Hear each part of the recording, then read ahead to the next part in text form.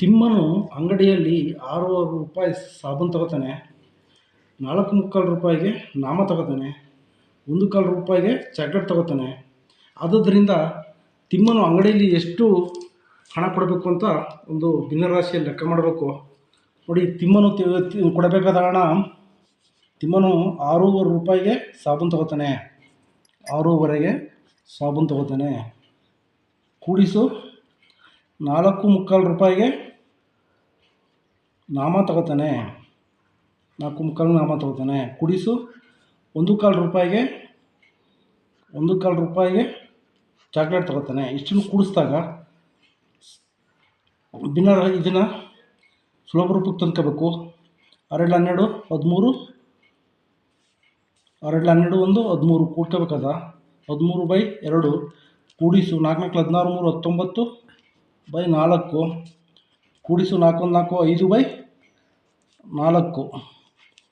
ಈಗ ನೀವು ಸುಲಭ ರೂಪಕ್ಕೆ ತರಬೇಕಾದ್ರೆ ಲಾಸ ತೆಗಿಬೇಕು. ಇದಕ್ಕೆ ಕೆಳಗಡೆ ಅದಕ್ಕೆ ಇದು ಅಂಶ, ಇದು ಛೇದ ನೋಡ್ಕೊಳ್ಳಿ. ಇಲ್ಲಿ 2 4 4ಕ್ಕೆ ಲಾಸ 2 1 2 2 2 2 ಮತ್ತು ಸುಲಭ ರೂಪ 2 ಒಂದು ಭಾಗ ಹೋಗೋದಿಲ್ಲ, ಇದು ಹೋಯ್ತದೆ.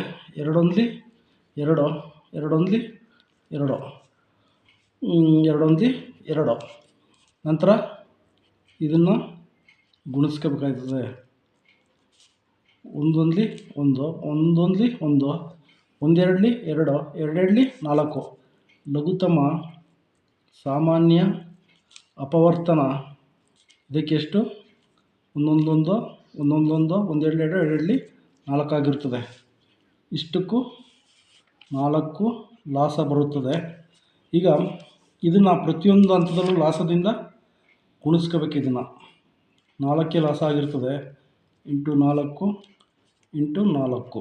ನೋಡಿ, 2 1 2 2 4 1 4 1 4 1 4 1 ಇದು 13 2 26. ಕೂಡಿಸು 19 1 19 ಪ್ಲಸ್ ಕೂಡಿಸು 5 1 5 ಇಸ್ ಈಕ್ವಲ್ ಟು 26 19 45 ಪ್ಲಸ್ 5 50 50/4 ಆಯಿತು. ಇದನ್ನು 50ನ್ನು 4ರಿಂದ ಭಾಗಿಸಿದಾಗ 4 1 4 ಒಂದು ಉಳಿತು, 0 ಇಳಿಸ್ಕೋಬೇಕು.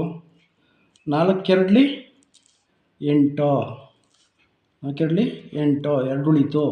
ನೋಡಿ, ಇದು 4 ದೊಡ್ಡ ಸಂಖ್ಯೆ, ಭಾಗ ಆಗೋದಿಲ್ಲ. ಇದು 2 ಚಿಕ್ಕ ಸಂಖ್ಯೆ ಆಯ್ತದೆ.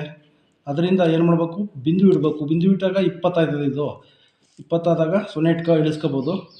ಆಗ 4 5 20 ಶೇಷ 0 20 0 ಸರಿಯಾಯಿತು. ಆಗ 12 ರೂಪಾಯಿ ಅಂಗಡಿ ಕೊಡಬೇಕಾಗ್ತದೆ. ಇದನ್ನು ಭಾಗಿಸಿದಾಗ ಏನಾಯ್ತದೆ? 12 ರೂಪಾಯಿ ಬರ್ತದೆ. ಇಸ್ ಈಕ್ವಲ್ ಟು 12.5 12 ರೂಪಾಯಿ ಕೊಡಬೇಕಾಯ್ತದೆ. ಇದನ್ನು ಭಿನ್ನ ರಾಶಿ ರೂಪದಲ್ಲಿ ಬರಬೇಕಾದ್ರೆ 12 ವರೆ 12 24 ಒಂದು 25/2 ಆಯ್ತದೆ. 12 ವರೆ ಕೊಡಬೇಕಾಗ್ತದೆ. ಸ್ಟಾಪ್.